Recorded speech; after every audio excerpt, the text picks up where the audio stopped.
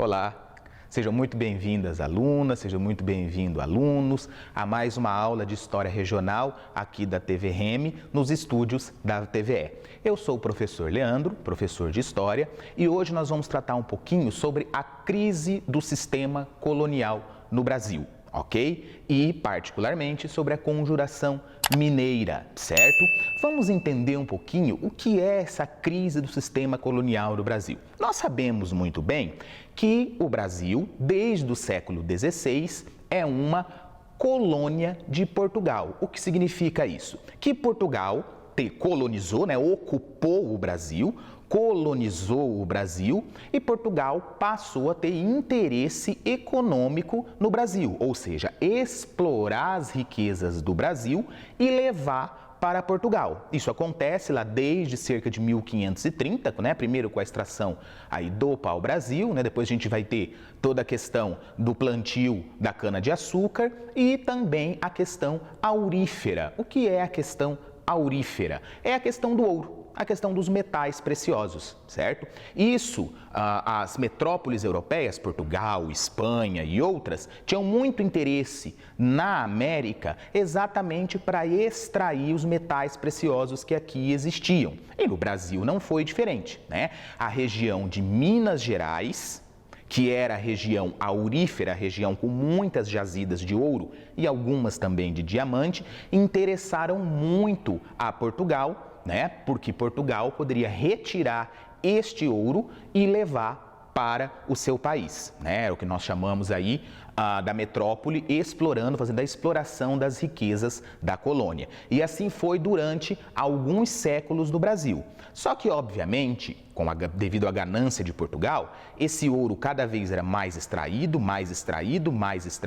e ouro é uma coisa que você não recicla, é uma coisa que não se dá em árvore. Então, o ouro foi acabando, obviamente. Mas mesmo com o ouro acabando, Portugal ainda exigia dos colonos brasileiros, particularmente os de Minas Gerais, que a produção aurífera, a extração do ouro continuasse igual, só que não tinha mais ouro suficiente. E aí começa a haver uma pressão muito grande em cima dos colonos brasileiros para eles continuarem ofertando a mesma quantidade de ouro. E esse vai ser um dos motivos dessa crise do sistema colonial aqui no nosso país, que na época ainda era uma colônia. A escassez do ouro e a pressão portuguesa para continuar retirando as riquezas do nosso país, ok? Então, primeiramente, vamos dar uma olhada nos motivos para a revolta que ocorreu na cidade de Vila Rica, uma cidade colonial lá de Minas Gerais, onde concentrava a elite mineira. Quando eu falo a elite mineira, o que nós estamos nos referindo? Aos proprietários de terra, aos donos de jazidas de ouro, aos grandes comerciantes, que se reuniam, que se concentravam na cidade de Vila Rica. E vai acontecer, nesta cidade, uma revolta conhecida como Conjuração Mineira, ok? Para quem for pesquisar aí na internet, pode ser chamado também de Inconfidência Mineira, vocês podem ver este termo também. Os dois termos, eles são utilizados, tanto a Inconfidência Mineira quanto a Conjuração Mineira, certo? Este vai ser a primeira organização, essa vai ser a primeira ordem independentista do Brasil. Vai ser a primeira vez que homens vão se organizar, vão se reunir e vão exigir a independência, se não de todo o Brasil, como nós vamos ver, a independência de uma região, a região de Minas Gerais. Então é importante a gente estudar, é importante a gente compreender a Conjuração Mineira, exatamente porque ela foi o primeiro levante de independência que houve ainda no Brasil colonial. Pois bem, essa revolta, ela ocorreu na segunda metade do século XVIII e ela vai ter três quesitos, três pontos importantes que nós temos que perceber, certo? De que são três razões, são três motivos que levaram a essas pessoas se organizarem e desejarem a luta contra Portugal. A primeira delas era a pesada cobrança de impostos que Portugal fazia com os colonos de Minas Gerais. Portugal, ele exigia pagamento pesado de impostos, apesar do esgotamento das jazidas de ouro mineiras. Ela não tinha mais o mesmo ouro, mas os impostos não baixavam. Ficava cada vez mais difícil as pessoas, principalmente a elite, aos proprietários de terra, pagar esse imposto, haja vista que eles não tinham mais a mesma quantidade de ouro, ok? Também tinha um segundo motivo, a proibição por parte de Portugal de instalações de indústrias no Brasil. Portugal, como uma metrópole, como um país colonizador, ele desejava que a sua colônia, no caso o Brasil, ficasse sempre debaixo da sua asa. O que quer dizer isso? Ficasse sempre dependente dos produtos portugueses. Se o Brasil passasse a ter as suas primeiras indústrias, se o Brasil passasse a ter uma diversificação econômica, o Brasil dependeria cada vez menos de Portugal, seria muito mais fácil para o Brasil se emancipar. Então, com isso, Portugal proibia o Brasil de ter indústrias. Ok? O Brasil não tinha indústria de absolutamente nada por uma proibição portuguesa, fazendo com que o Brasil ficasse sempre dependente dos produtos portugueses e que Portugal tivesse um comprador certo para os seus produtos. Tá? E nós temos também um terceiro motivo, que é a chamada derrama. E essa é importante, tá, pessoal? A derrama foi uma cobrança forçada de todos os impostos atrasados devidos pelos colonos. Como o ouro estava acabando, os colonos não podiam pagar os impostos que eram pesadíssimos. Estes impostos foram se acumulando, então o reinado português, ele ameaçou instituir a derrama, que foi o nome chamado por uma cobrança de todos os impostos atrasados de uma vez. O que faria com que os fazendeiros tivessem que vender suas fazendas para pagar, que os comerciantes tivessem que vender o seu comércio para pagar, ou seja, essa elite de Minas Gerais, que se reunia na cidade de Vila Rica, ela falou, bom, a gente tem que fazer alguma coisa, a gente tem que se organizar, senão vamos perder tudo, senão Portugal vai nos tirar todos os nossos bens, certo? Então, houve uma reação, né? Como reação, a partir de 1788, um grupo de homens da elite mineira planejaram uma rebelião, tá? Os líderes eram pessoas ricas, que temiam perder tudo se a derrama fosse aplicada. Aquilo que eu acabei de falar para vocês, né? Eram pessoas que, com medo dessa ação de Portugal, de se cobrar todos os impostos de uma vez, essas pessoas acabassem perdendo tudo e empobrecendo. E aí tem um segundo ponto que é importante a gente perceber e que vocês tenham muito claro aí. Temos de entender a Conjuração Mineira como uma revolta de caráter elitista.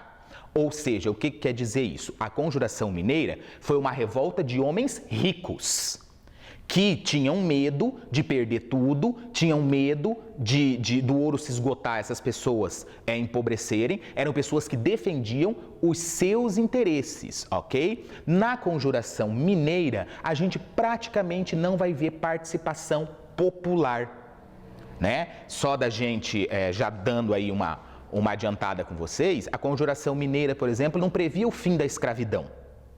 O Brasil tinha como base de seu trabalho a escravidão, né? E a Conjuração Mineira, por exemplo, ela vai exigir várias questões, vários aspectos de mudança por parte de Portugal e, dentre eles, a escravidão não estava presente, né? O fim da escravidão, não estava presente. Então, a gente tem que entender a Conjuração Mineira como uma organização da elite, uma organização de homens ricos, certo? Lutando pelos seus interesses e lutando pela diminuição da influência de Portugal, ok? Só que dentre os líderes havia um homem que foi dentista e tornara-se depois militar. Era Joaquim José da Silva Xavier. Só que o apelido, como todos os conheciam, era Tiradentes, por conta dele ter sido um dentista. Você imagina o que era um dentista no século XVIII, a pessoa praticamente só arrancava dentes, né? Então, por isso, o nome dele, Tiradentes, o apelido dele, Tiradentes, ok? E ele foi um dos partícipes, uma das pessoas que participou da Conjuração Mineira, né?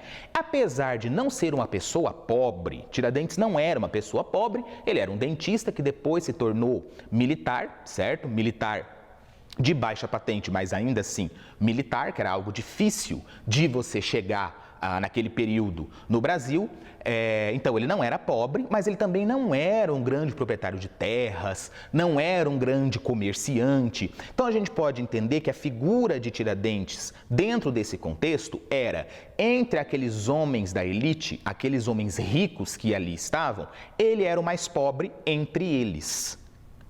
Não que Tiradentes fosse uma pessoa pobre, mas ele era o mais pobre entre aquela organização de mineiros da elite que se juntou, que se organizou ali, ok? Então, esses conjurados mineiros, esses inconfidentes, eles tiveram as suas exigências, eles passaram a exigir de Portugal uma série de mudanças baseados nos ideais iluministas, né? O iluminismo, aquele movimento filosófico que houve na França, ele estava muito em voga dentro do Ocidente, dentro da elite ocidental, certo? E também na independência dos Estados Unidos, a independência das 13 colônias. As 13 colônias norte-americanas, que depois veio a se formar os Estados Unidos, já tinha conseguido a sua independência. Ou seja, os conjurados mineiros viam no exemplo das 13 colônias, no exemplo dos Estados Unidos, uma oportunidade de se fazer a independência. Opa, já que lá na América do Norte as 13 colônias ficaram independentes, é sinal que é possível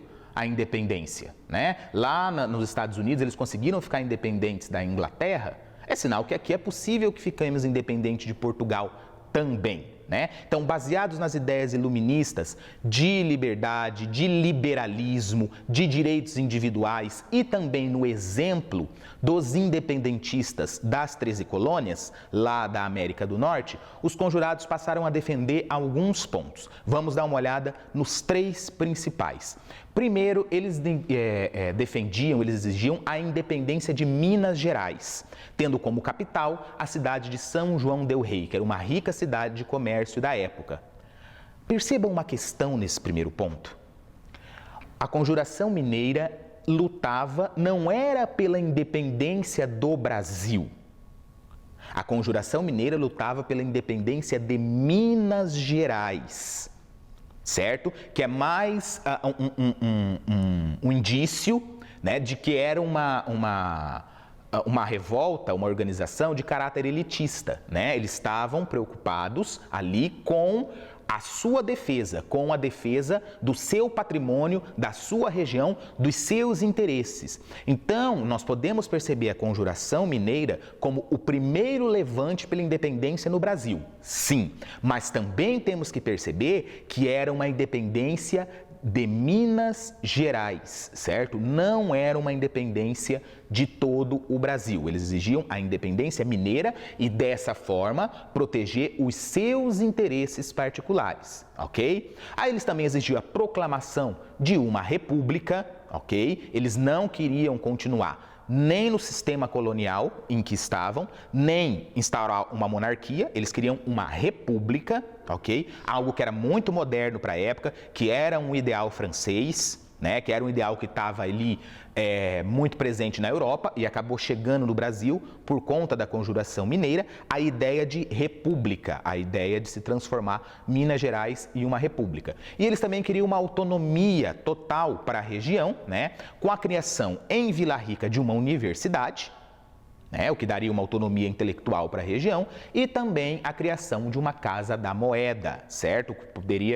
Dessa forma, eles poderiam controlar melhor as remessas de dinheiro, de ouro, que poderiam circular no novo país, tá? Então, essas eram as defesas que a Conjuração Mineira fazia, que a Conjuração Mineira desejava, ok? Pois bem, ela foi um conflito que acabou não dando certo. Foi um conflito que ele, na verdade, nem chegou a acontecer. Ele foi um conflito muito mais de ideias do que da prática. Não teve, dentro da Conjuração Mineira, dentro dessa ideia de independência de Minas Gerais, não se chegou a pegar em armas e ter lutas entre os conjurados de Minas e o exército ou a polícia portuguesa, por exemplo. Não, né?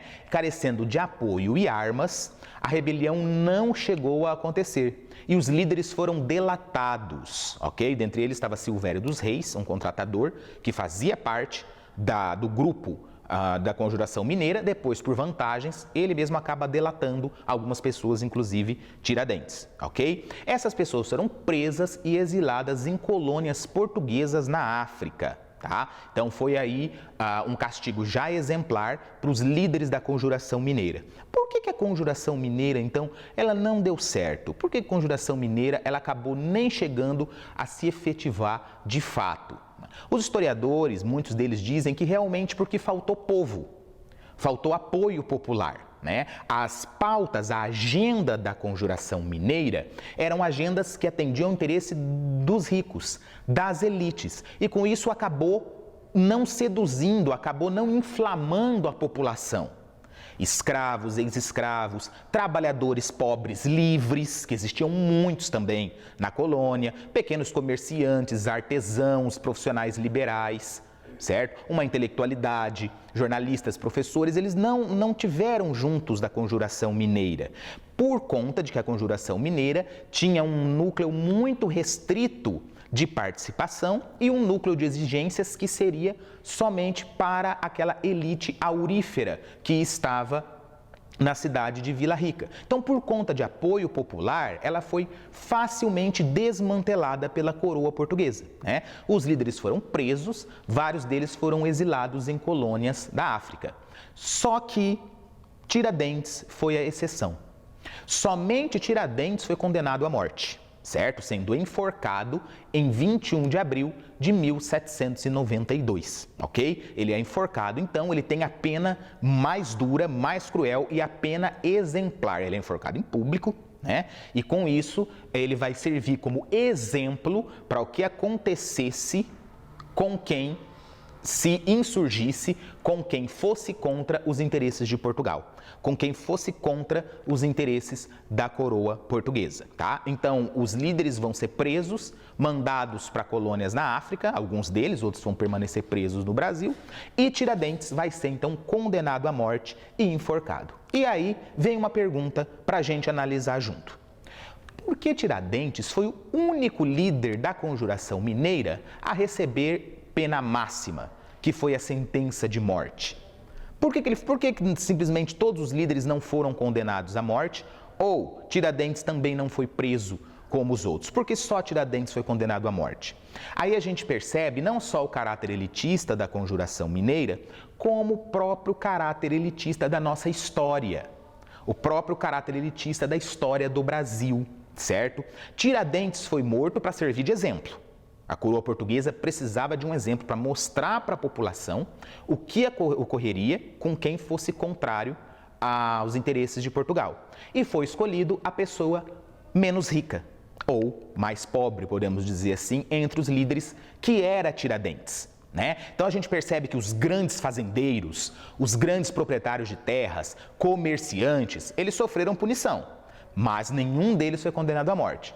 Tiradentes, aquele ex-dentista e militar de baixa patente, acaba então sendo escolhido para ser condenado à morte. Isso mostra o caráter elitista da nossa história, né? Isso mostra que os ricos poderosos foram poupados, enquanto Tiradentes, para servir de exemplo, e era ali com menos posses entre o grupo, acaba sendo condenado à morte, ok? Tiradentes é condenado à morte. Passam-se os anos, como a Conjuração Mineira foi o primeiro levante pela independência do Brasil e Tiradentes, o único morto, Tiradentes vai se tornar uma figura histórica, uma figura até mítica. Tanto é que é feriado nacional a morte, né, de Tiradentes, é considerado feriado nacional, certo? Então, o imaginário de Tiradentes ele vai ser muito utilizado durante a independência do Brasil, que é um outro assunto, e também durante os primeiros anos da nossa República, como um ideário, como um imaginário aí de independência, de emancipação, de liberdade, né? E a gente vai ter aí muita pintura, muita arte retratando Tiradentes, apesar de ninguém saber como era o seu rosto verdadeiro, né? E eu trouxe duas aqui para a gente analisar, certo? Essa primeira imagem de José Watt Rodrigues chama-se Alferes Joaquim José da Silva Xavier, o Tiradentes. Essa imagem retrata Tiradentes um pouco como ele poderia ser, Não o seu rosto, porque o seu rosto é desconhecido, mas o seu uniforme, certo? Era um uniforme de alferes, utilizado no período, que na época se colocava, se usava, e então um retrato um pouco mais pensado, um pouco mais olhado no passado de como seria Tiradentes, né? Essa tela é de 1940, então ela é de mais de quase 2 séculos depois da morte de Tiradentes. O autor não viu Tiradentes, mas ele retratou um homem como seria a indumentária, como seria a roupa de Tiradentes, ok? Então essa é uma imagem produzida bem depois, tentando mostrar como era, pelo menos, a indumentária de Tiradentes. E a gente tem uma outra imagem que é aí bastante famosa, que é Tiradentes esquartejado, de Pedro Américo, ok? Essa é de 1893, também bem depois da morte de Tiradentes, aí quase um século depois, mas ela mostra um outro Tiradentes. E para quem já ouviu uma imagem de Tiradentes, tenta puxar na memória, presta atenção. O Tiradentes que a gente conhece mais hoje, que passa na TV, que passa no dia do feriado, que tem...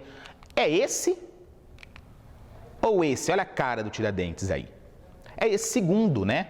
Olha só como o Tiradentes, ele está sendo representado. Isso aí é uma representação depois da morte dele, do enforcamento, né? Depois o esquartejamento. E ele acaba, então, sendo representado por Pedro Américo nessa obra. Olha as feições do rosto dele, né? E olha o que tem atrás do rosto dele.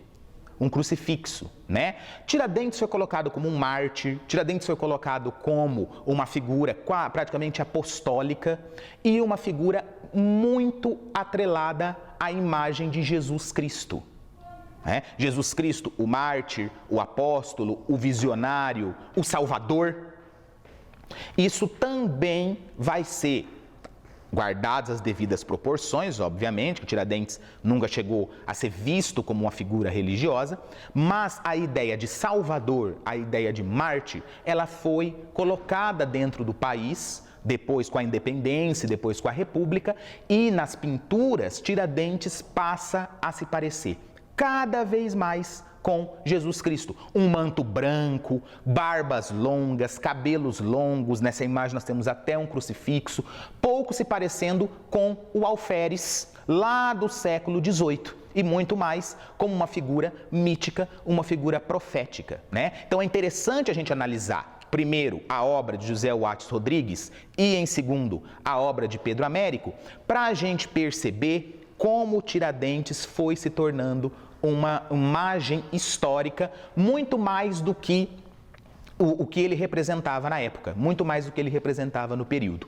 Exatamente porque ele foi martirizado, porque ele foi colocado como um salvador. Vamos encerrar? Vamos encerrar fazendo aqui uma pequena atividade. Vamos fazer comigo e tentar resolver a atividade para a gente ver se a gente pegou esse assunto no seu essencial, certo? A partir de seus conhecimentos sobre a Conjuração Mineira de 1789, examine as afirmativas abaixo. Então, a gente tem ali 4 afirmativas, certo? A primeira delas diz o seguinte: inspirados pelos ideais iluministas, os conjurados mineiros defenderam a liberdade do comércio e a independência da região das Minas.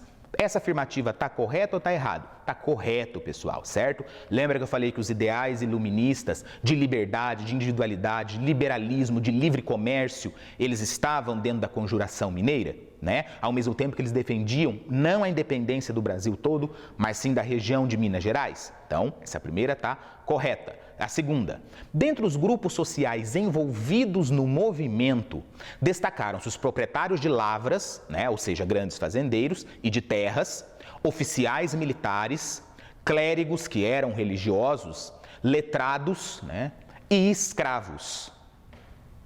Tá certo ou tá errado, pessoal? Essa afirmativa 2 vai estar errada pela questão dos escravos, certo? Lembra que eu falei que a Conjuração Mineira era uma revolta de caráter elitista? Ela não pensava no fim da escravidão, até porque a maioria dos líderes dessa conjuração eram donos de escravos. Eram fazendeiros donos de escravos, né? Então, obviamente que eles não queriam o fim da escravidão.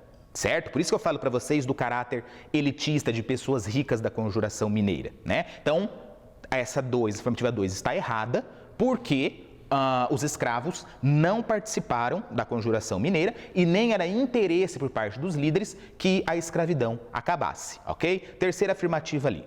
O exemplo da possibilidade de quebra do vínculo colonial, representado pela independência das 13 colônias, exerceu influência entre aqueles que planejaram a conspiração.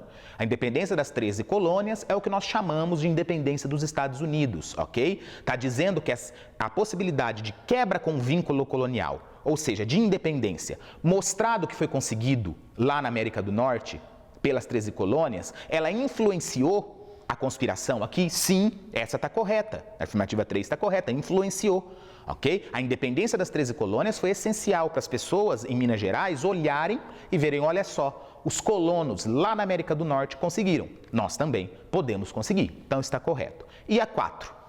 O declínio da exploração aurífera na segunda metade do século XVIII, ao lado da iminente cobrança da derrama, foram fatores que contribuíram para aumentar a insatisfação dos colônios mineiros com a coroa portuguesa. Tá certo ou está errado? A 4.